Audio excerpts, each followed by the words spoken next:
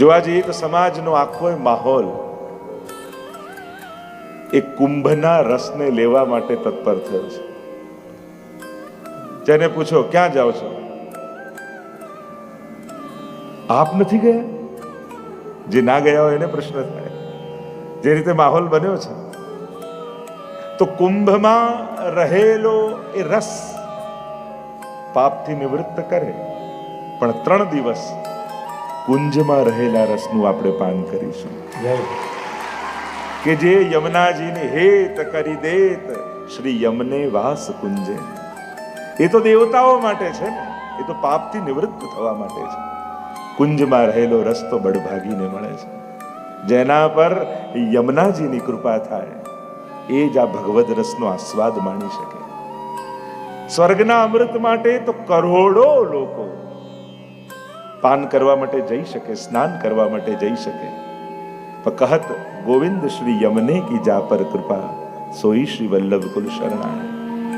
શ્રી યમુનાજીની અહેતુકી કૃપા થાય એ જ મોટા મોટા દેવતાઓને જે સ્વપ્નમાં પણ દર્શન નથી થતા એવી ગૂઢતમ કુંજ નિકુંજોમાં થતી પ્રભુની અનંત રાસ લીલાઓમાં પ્રગટ થતો એ શ્રમવારી એ ભગવદ રસ, એનું 3 દિવસ શ્રી યમુનાજીના ગુણગાન થકી આપણે બધા પાન કરીશું.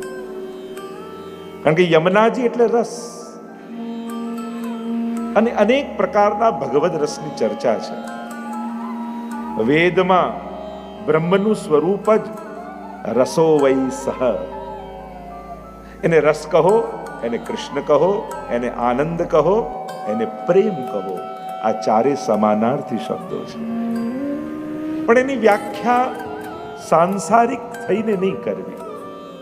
જ્યારે ભગવત ચર્ચા કરવા બેઠા હોઈએ ત્યારે સંસારના ગણિતો થોડી વાર બાજુમાં મૂકી દેવા, સંસારના અર્થઘટનો પણ ઘણી વાર બાજુમાં મૂકી દેવા પડે.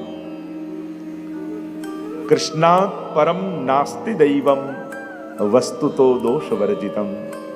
મહાપ્રભુજીની આજ્ઞા છે અંતઃકરણ પ્રબોધમાં. ભગવાન લૌકિક નથી, ભગવાનની ક્રિયાઓ અને ચેષ્ટાઓ લૌકિક નથી, એટલે લૌકિક બુદ્ધિ એનું અર્થઘટન કરવું પણ નહીં.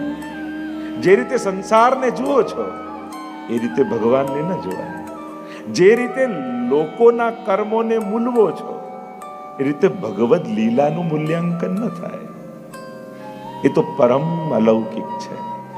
અને એટલા માટે સાંસારિક કાર્યો હોય ને, એ દરેક કાર્યો પાછળ રીઝન હોય, કારણ હોય, નાની વસ્તુઓના કારણ હોય.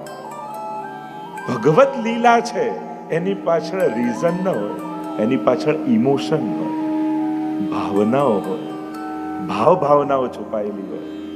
ઘણી વાર મર્યાદા માર્ગમાં યા આધ્યાત્મિક ચિંતન કરવા નીકળીએ ત્યારે ઘણી બધી વસ્તુના લોકો સમજાવતો કે દીવો કરવાનું આ કારણ, કંકુ કરવાનું આ કારણ, કંઠી પહેરવાનું આ કારણ, તિલક કરવાનું આ કારણ.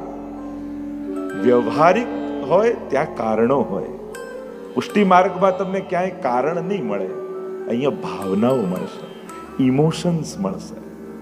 એટલે બીજે બધે તો આરતી કરો તો આમ દીપ થાય, પ્રકાશ થાય, અંધકારમાંથી જો. આપણે ત્યાં તો કારણ નથી, વિરહનો ભાવ છે. અહીંયા કંઠી પહેરવાનું કારણ નથી, એના થઈ જવાની ભાવના છે. તિલકનું કોઈ કારણ નથી, એક્યુપંચર થાય, રોગ જાય, તુલસી પહેરવાથી આ થાય, તો પછી આ ડોક્ટરો કરશે શું? કંઠી પહેરવાથી બધી રોગ દૂર કરી લેવાના હોય. શરીર પૂરતું કારણ કોઈ અલૌકિક વસ્તુનું હોઈ શકે? આ કથાઓ, ભગવત ચર્ચાઓ, ભાગવત આદિ કથાઓ તમને કાંઈ ભણાવી દેવા, શીખવાડી દેવા માટે નથી. આ બધી જ કથાઓ એટલા માટે છે કે ભગવાન સિવાય બાકી બધું ભૂલી જાઓ અને ભગવાન ના થઈ જાઓ. એ જ કથાનું પરમ ફળ છે. જ્યારે પણ કોઈ પણ ભગવત ચર્ચા સાંભળો તો એ કંઈ લૌકિક સાંસારિક શીખવા માટે તમને કથા નથી. કેમ કે જેટલા મહાપુરુષોએ કથા કરી, એ સુખદેવજી આદિ, વ્યાસજી આદિ, એ લોકોને ભગવાન સિવાય બીજું કંઈ આવડતું જ નહોતું, સમજાતું જ નહોતું, દેખાતું જ નહોતું, સંભળાતું જ નહોતું. ભગવદમય થઈ ગયા ત્યારે એમના હૃદયમાંથી ભાગવત પ્રગટ થઈ. અને એટલા માટે આ પરમ અલૌકિકતમ જેટલા ગ્રંથો છે એ તમને સંસાર શીખવાડવા માટે નથી, તમારી ભીતર ભગવાન પધરાવી દેવા માટે છે. આ યમુનાજીના પણ ગુણગાન ચર્ચા તો બધી જ કરીશું, ઐતિહાસિક, ભૌગોલિક બધી જ ચર્ચા કરીશું. યમુના તત્વને જ્યારે સમજવા માટે આપણે બધા ભેગા થયા છીએ તો યમુનાજી પ્રગટ કઈ રીતે થયા, એનું મહાત્મ્ય શું, એની શક્તિ શું, એનું સ્વરૂપ શું, આ બધી જ ચર્ચાઓ કરીશું. પણ લક્ષ્ય એ હશે કે યમુનાજી તમારી ભીતર પધારી જાય. યમુના પાન તો કરીએ, ગળાથી ભીતર તો ઉતરે, પણ તમારું ઘટ યમુનાજીનો ઘાટ બની જાય. આપણો તો એ જ લક્ષ્ય છે. અને એમાં પણ આ વિશ્રામ ઘાટ બની જાય એટલે જીવનના બધા જ શ્રમો સમાપ્ત થઈ જાય અને પાયો પરમ વિશ્રામ, જે તુલસીદાસજીએ રામાયણ લખતા છેલ્લે કહ્યું, એ પરમ વિશ્રામની અનુભૂતિ.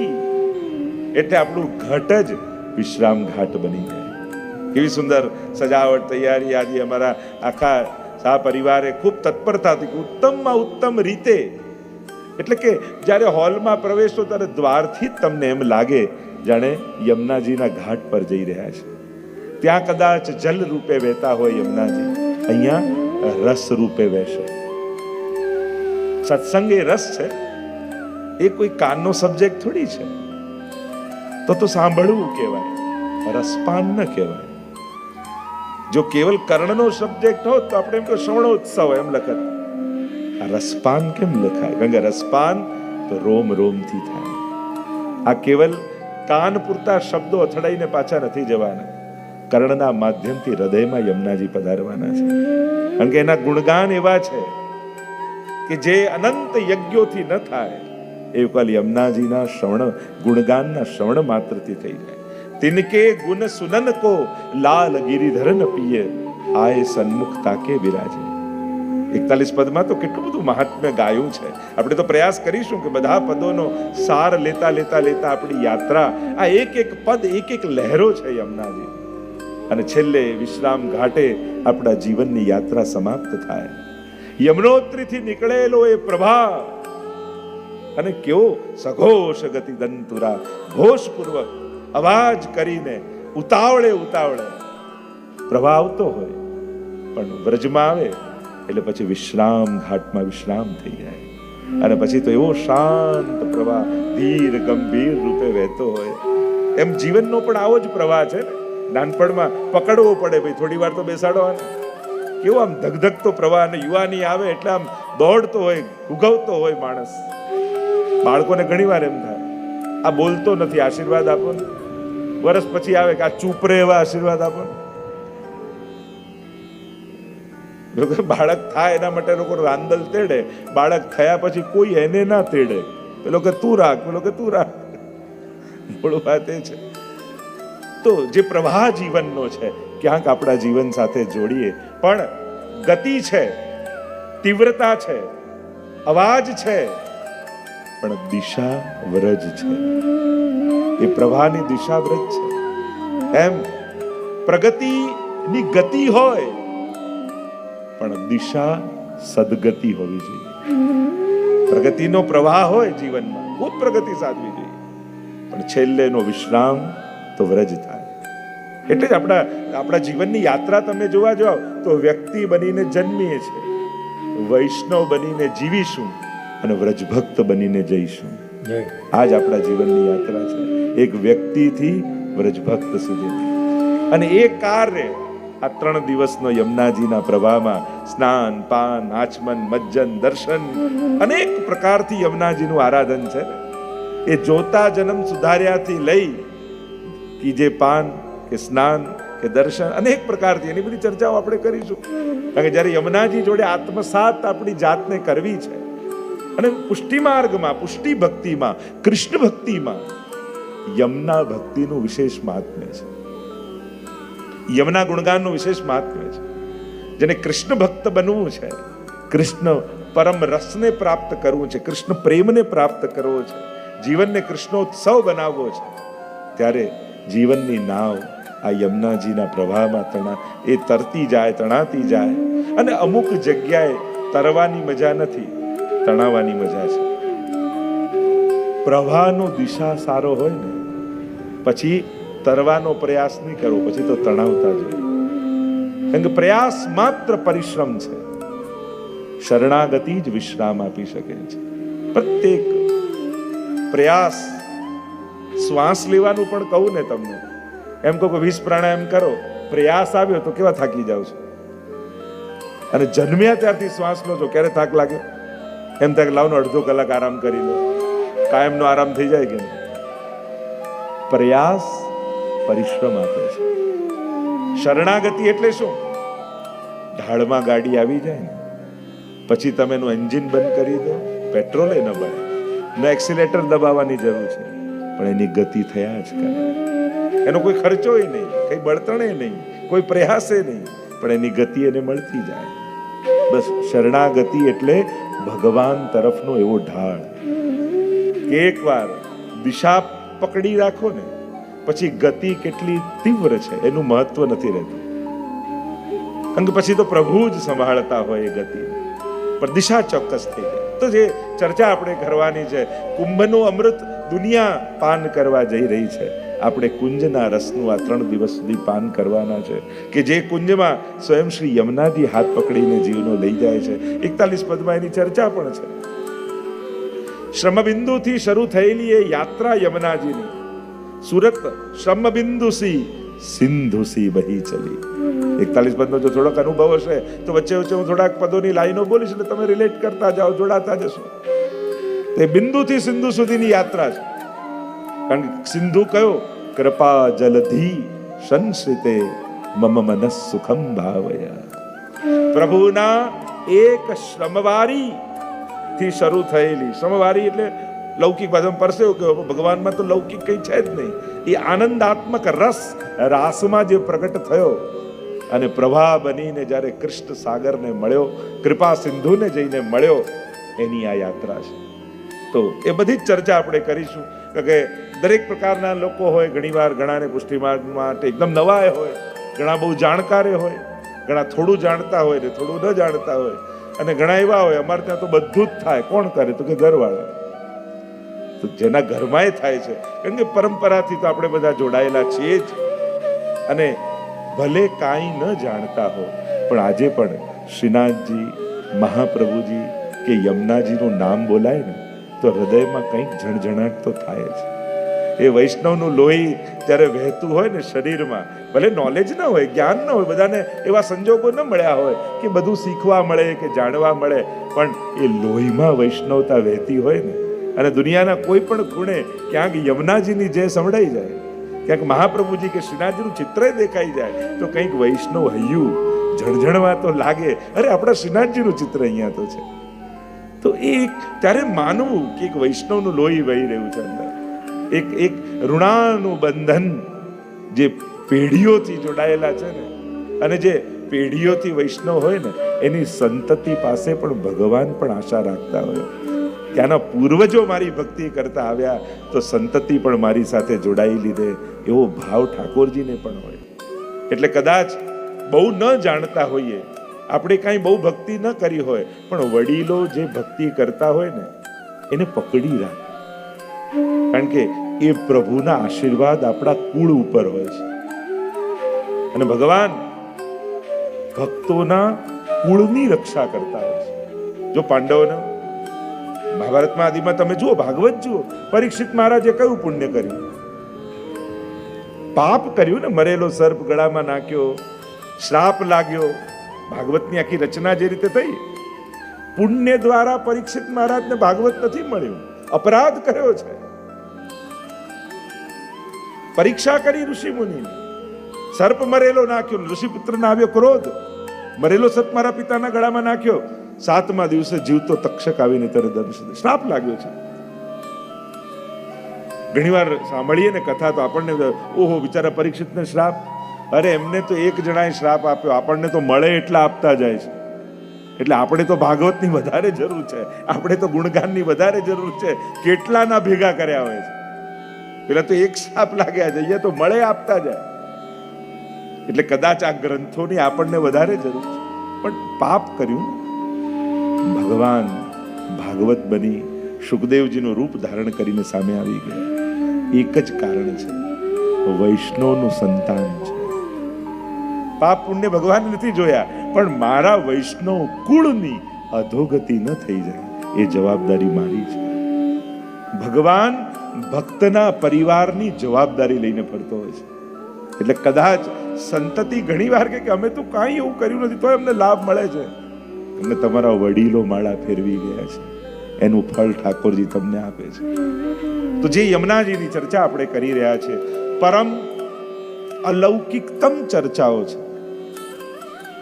અને એટલા માટે આ કથામાં કોઈ વિજ્ઞાન, કોઈ ભૂગોળ, કોઈ ખગોળ, કોઈ હિસ્ટ્રી, આ બધું શોધવાની આ કથા જ નથી. કારણ કે આપણે બધાની એક આદત પડી છે, ધર્મની વાત આવે ને ત્યારે સાયન્સ ગોતીએ.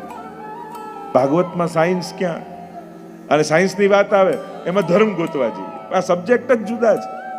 સ્પિરિચ્યુઆલિટી એક જુદો સબ્જેક્ટ છે, એને સાયન્સના સિક્કાની જરૂર નથી.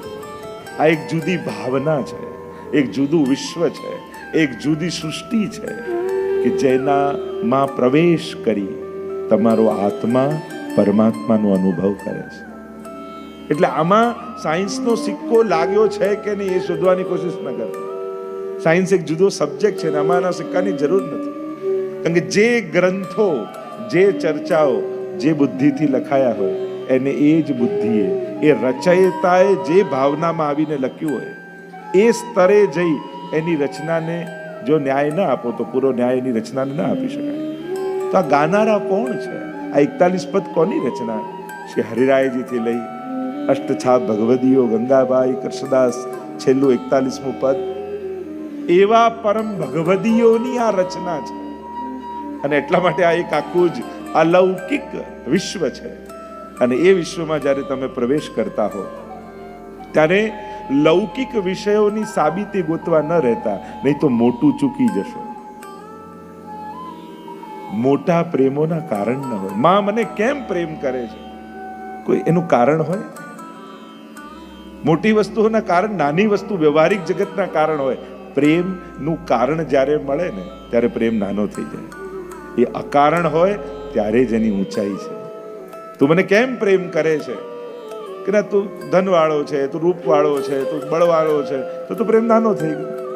મને ખબર નથી કે તેના માટે મને કેમ પ્રેમ છે. અને જ્યારે ઉત્તર ન મળે ને ત્યારે પ્રેમની ઊંચાઈ માનવી. તો આ પ્રેમનો પ્રવાહ એ જ શ્રી યમુનાજી છે. અને એની ચર્ચા આપણે કરવાના છીએ 3 દિવસ માટે. 41 પદને કેન્દ્રમાં રાખીશું, સાથે યમુનાષ્ટક. કારણ કે અનેક પ્રકારના સ્તોત્ર, પાઠ, કીર્તન ગ્રંથો યમુનાજી સંબંધી મળે છે. સ્વયં સૌથી પહેલા 16 ગ્રંથમાં પહેલો જ ગ્રંથ શ્રી યમુનાષ્ટક મહાપ્રભુજી દ્વારા રચિત. ગુસાઈજી પર આવો તો યમુના અષ્ટપદી, નમો દેવી યમુનોય નમો દેવી યમને હરે કૃષ્ણ મિલનાંતરાયમ. તો શ્રી ગુસાઈજી રચિત અષ્ટપદીનું પણ એટલું જ મહાત્મ્ય છે. એ જ રીતે આગળ આવો તો શ્રી ગોકુલનાથજીની એટલી બધી કૃપા પોતાની સૃષ્ટિ ઉપર કે યમુનાજીનું ચિત્ર આપે સ્વયમે રચી અને જગતને દર્શન કરાવ્યું છે. આજે ચિત્ર જે આપણે જોઈએ છે એ સ્વયં ગોકુલનાથજીની કૃપાનું ફળ છે.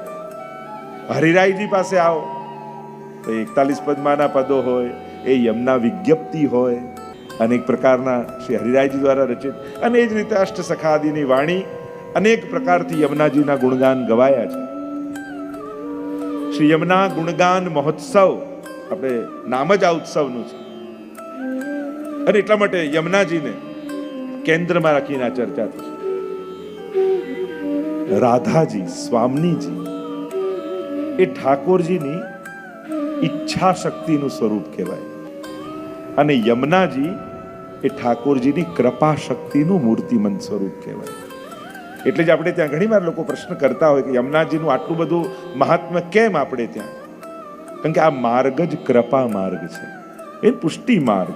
પુષ્ટિનો અર્થ જ થાય પોષણમ તદનુગ્રહ. પુષ્ટિનો અર્થ થાય અનુગ્રહ, કૃપા.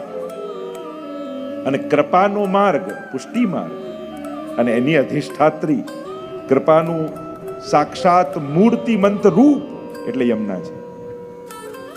એટલે જ આપણે ત્યાં યમુનાજીની કૃપા થકી કૃષ્ણ ભક્તિમાં પ્રવેશ થાય છે એમ કહેવાય છે. અમુક તત્વો એ ભગવાનના અવતાર નથી. ગિરિરાજજી, બ્રજમંડળ, યમુનાજી, વ્રજભક્તો એ અવતાર નથી. ક્યાં એમ નથી લખતા કે આ કૃષ્ણનો અવતાર છે. એ કૃષ્ણ સ્વરૂપનો વિસ્તાર છે. ભગવાન જ પોતાના રસમય, આનંદમય, પ્રેમમય સ્વરૂપને જ્યારે લીલા કરવા માટે અનેક રૂપ ધારણ કરે છે, ત્યારે આ જુદા જુદા સ્વરૂપે ઠાકોરજી જ પોતાના સ્વરૂપનો વિસ્તાર સાધે છે. એટલે કે જે તત્વના કૃષ્ણ છે, એ જ તત્વના ગિરિરાજજી છે, એ જ તત્વના યમુનાજી છે, એ જ તત્વનું બ્રજમંડળ છે, એ જ તત્વના વ્રજભક્તો છે. આપણે ત્યાં તો આ ગોપીજન પણ કોણ છે? એ તો સ્ત્રી રૂપે, કારણ કે ભાવ છે, એને ભાવ સ્ત્રી રૂપ છે, એટલા માટે એનું સ્ત્રી રૂપ આપવામાં આવે છે. એ સ્ત્રી નથી. એનું પ્રાગટ્ય પણ તમે જુઓ લીલાત્મક, તો પ્રભુના જ મુખારવિંદમાંથી સ્વામીજીનું પ્રાગટ્ય છે, સ્વામીજીના જ મુખારવિંદમાંથી ચંદ્રાવલીજીનું પ્રાગટ્ય છે. અને એ જ રીતે પ્રભુ અને વ્રજભક્તોની ભીતર રહેલી ભિન્ન ભિન્ન ભાવનાઓ ત્યાં સાકાર રૂપ લીલા છે. એટલે મૂર્તિમંત સખી બની અને લીલામાં પ્રગટ થઈ જાય છે. અને આ રીતે આખું પ્રભુનું ભાવાત્મક લીલા પરિકર પ્રગટ